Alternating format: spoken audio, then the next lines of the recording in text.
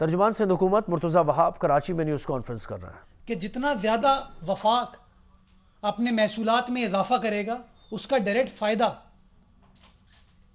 ہماری صوبائی حکومتوں کو ہوتا ہے اور صوبائی حکومتوں کی وجہ سے ڈائریکٹ فائدہ پاکستان کی 22 کروڑ عوام کو ہوتا ہے.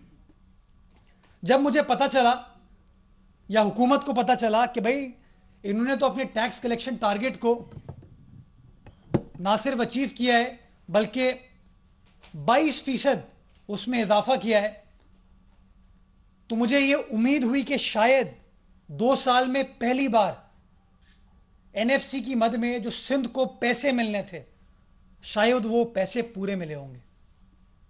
میں بڑا خوش ہوا، لیکن جب میں نے نمبرز پر نظر ڈالی، جب میں نے فائنانس ڈپارٹمنٹ سے چیک کیا تو حقیقت کچھ اور نکلی.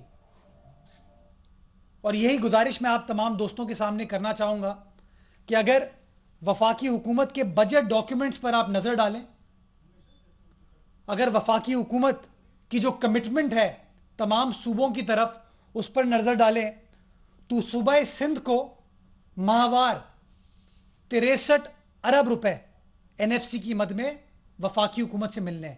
63 بلین روپیز ہر مہینے صوبہ سندھ کی حکومت کو وفاقی حکومت سے این ایف سی کی مد میں ملنے ہیں. لیکن جب میں اپنے خزانے پر نظر ڈالتا ہوں،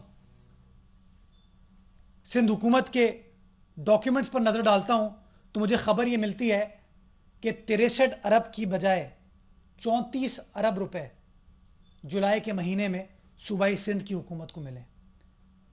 34 ارب 34 بلین 63 ارب ملنے تھے، ملے 34 ارب، تقریباً 28 ارب کا شارٹ فال ہے. تقریباً 28 ارب روپے کا شارٹ فال ہے.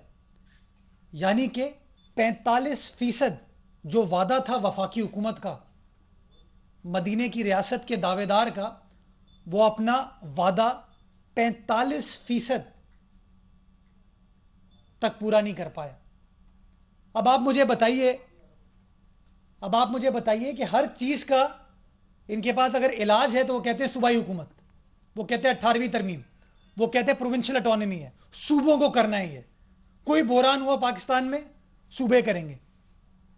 لیکن جب این ایف سی کی مد میں پیسے دینے کا وقت آتا ہے تو ایک طرف تو وہ کہتے ہیں کہ ہم نے اپنے ٹیکس کے حجم کو اوور اینڈ ابو اچیو کیا ہے، اپنے محصولات کو زیادہ اچیو کیا ہے. تو اگر زیادہ اچیو کیا ہو تو شاید صوبوں کو اپنا ڈیو شیئر ان کو دینا چاہیے تھا. وہ ڈیو شیئر تو نہیں دیا. یہ میں آپ کو آفیشیل فگر دے رہا ہوں کہ اگر صوبہ سندھ کو آپ 28 ارب روپے شارٹ دیں گے تو آپ مجھے بتائیے ہم کیسے لوگوں کی تنخواہیں دے پائیں گے، کیسے لوگوں کو پینشن کی مد میں ان کی پینشن ادا کر پائیں گے، کیسے ڈیولپمنٹ کا کام ہو پائے گا، کیسے آپ اپنی تمام جو اے ڈی پی سکیمز ہیں اس کو پورا کر پائیں گے. اس کے بعد پھر یہ لوگ الزام تراشی کرتے ہیں. آپ سب گواہ ہیں کہ میں نے اسی کمرے میں بیٹھ کر کچھ سوالات چینی کے بحران کے حوالے سے اٹھائے تھے، اور میں نے آپ کے سامنے گزارش کی تھی کہ چینی انکوائری کمیشن رپورٹ کا اگر آپ مطالعہ کریں تو وہ رپورٹ کھلم کھلا یہ کہتی ہے کہ چینی کی ایکسپورٹ کرنے کی وجہ سے چینی کا بحران پاکستان میں پیدا ہوا، جس کی وجہ سے قیمتوں میں اضافہ ہوا اور اربوں روپے اس مافیا نے کمائے. اور میں نے کاغذات کے بیسس پر، وہ کاغذات جو کہ شوگر انکوائری کمیشن رپورٹ میں لگے ہوئے ہیں، میں نے یہ سوال اٹھایا تھا کہ یہ ایکسپورٹ کرنے کی اجازت ڈائریکٹلی وزیر اعظم عمران خان صاحب کی منظوری کے ساتھ دی گئی ہے، چونکہ وہ تجارت کے وزیر بھی ہیں پاکستان کے.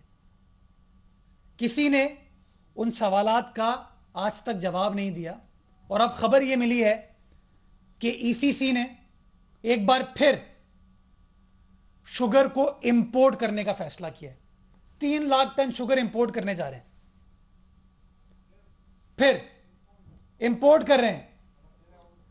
پہلے جب چینی آپ کے پاس موجود ہے تو بحران کریٹ کرنے کے لیے چینی کو پاکستان سے باہر نکال دیتے ہیں تاکہ چینی شارٹ ہو اور غریب آدمی کا استحصال کر سکے, مافیاز اربوں روپے کما سکیں.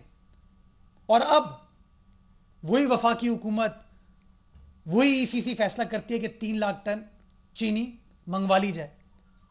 میں سوال پوچھنا چاہوں گا, چونکہ اسلام آباد ہائی کورٹ نے چینی کے حوالے سے کہا تھا کہ 70 روپے کی چینی پر کلو ملنی چاہیے.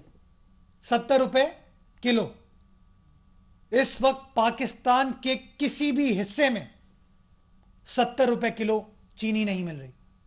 یہاں تک کہ یوٹیلیٹی سٹورز میں جو ڈائریکٹلی وفاقی حکومت کا ادارہ ہے وہاں پر بھی اس قیمت پر آپ کو چینی نظر نہیں آتی.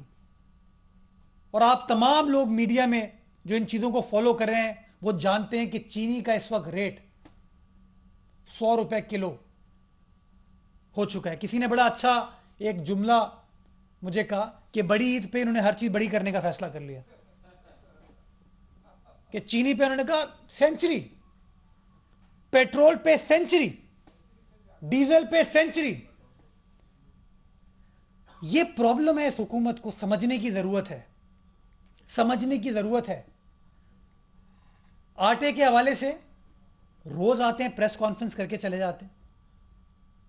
پریس کانفرنس میں اگین صوبہ سندھ کو ذمہ دار ٹھہرانے کی کوشش کی جاتی ہے. وہ بھیا اگر اسلام آباد میں آٹا مہنگا ہے تو اس کا سندھ حکومت سے کیا تعلق ہے؟ اگر لاہور میں آٹا نایاب ہے, فیصل آباد میں آٹا نایاب ہے. میں آج صبح کی رپورٹ دے رہا ہوں آپ کو جو آپ کے میڈیا ہاؤسز نے کور کی ہیں کہ فیصل آباد کے مکین کہہ رہے ہیں کہ ہمیں آٹا مل نہیں رہا, مہنگے داموں میں آٹا نہیں مل رہا. اس کی بھی ذمہ دار آپ سندھ حکومت کو ٹھہراتے. پشاور میں آٹا نہیں ہے, ذمہ دار کون ہے؟ پاکستان پیپلز پارٹی ہے. وہ بھائی تھوڑا سا اپنی نااہلی کو ایکسیپٹ کرو, اس بات کو ایکسیپٹ کرو کہ آپ سے حکومت نہیں چلتی. اس بات کو ایکسیپٹ کرو کہ آپ کی حکومت پاکستان کی تاریخ کی سب سے نااہل, انکمپٹنٹ اور کرپٹ حکومت ہے. آپ کی حکومت مافیاز چلاتے ہیں, اور جب مافیاز حکومت چلاتے ہیں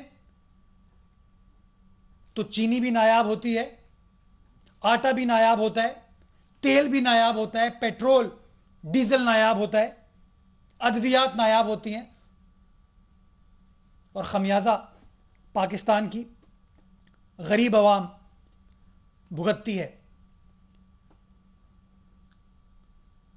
ایک اور دعویٰ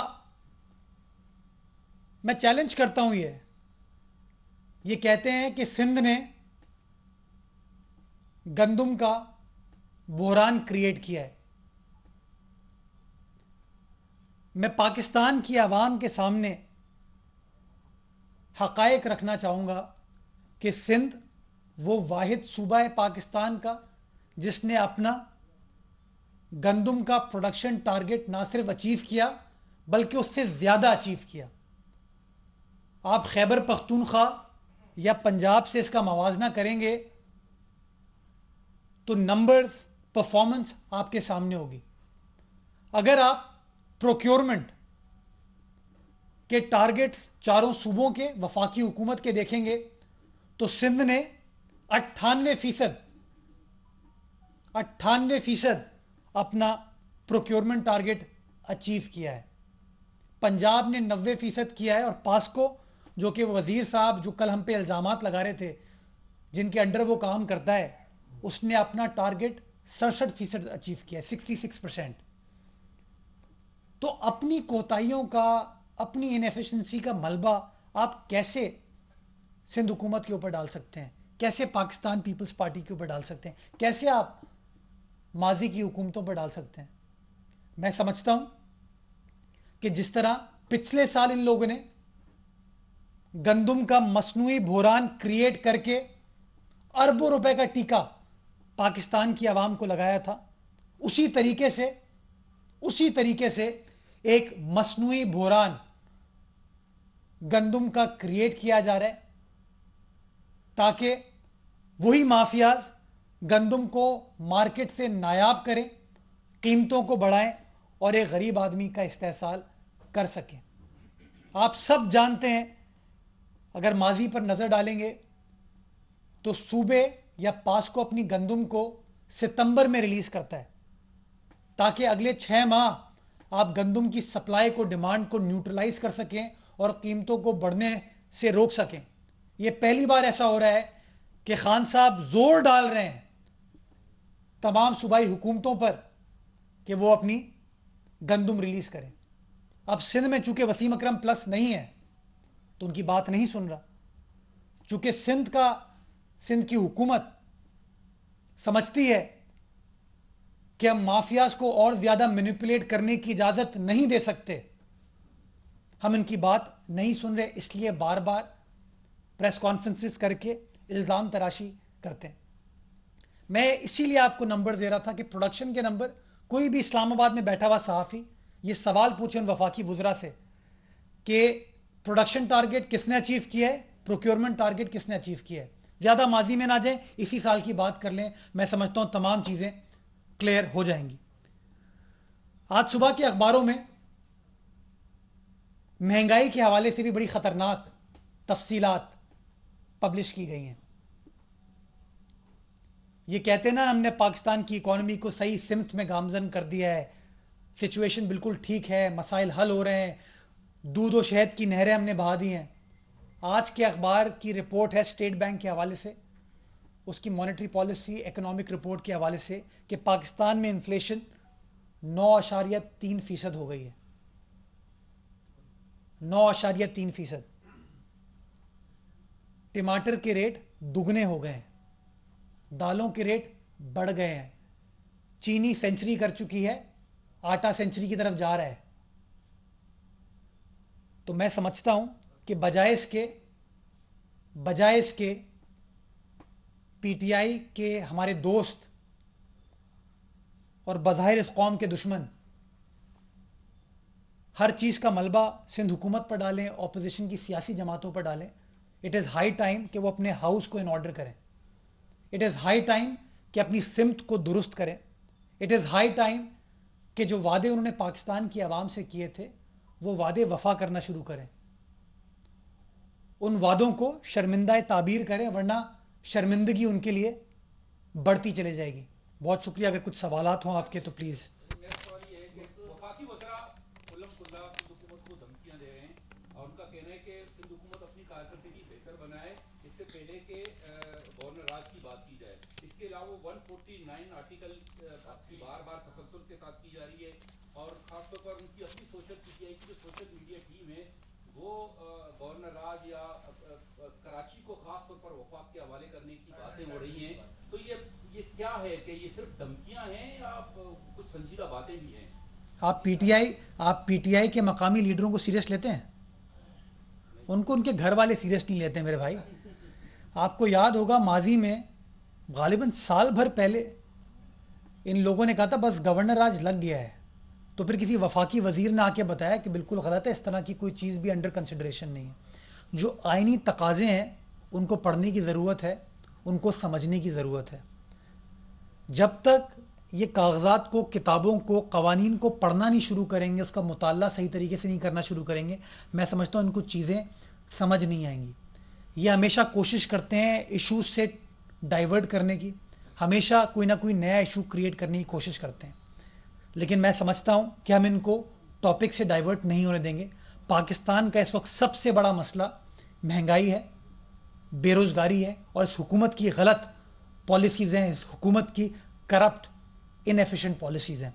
मैं समझता हूँ ये कुछ भी कहते रहें, पाकिस्तान पीपल्स पार्टी का बयानिया, वो बयानिया जो पाकिस्तान की 22 करोड़ आवाम का है, और वो बयानिया ये है कि मौजूदा हुकूमत मुकम्मल तौर पर फेल हो चुकी है, मुकम्मल तौर पर नाकाम हो चुकी है, और अगर किसी को घर जाना चाहिए तो मैं समझता हूँ इस वफाकी हुकूमत को जाना चाहिए। ये कर क्या सिंध हुकूमत के तर्जुमान मुर्तज़ा वहाब प्रेस कॉन्फ्रेंस कर रहे हैं।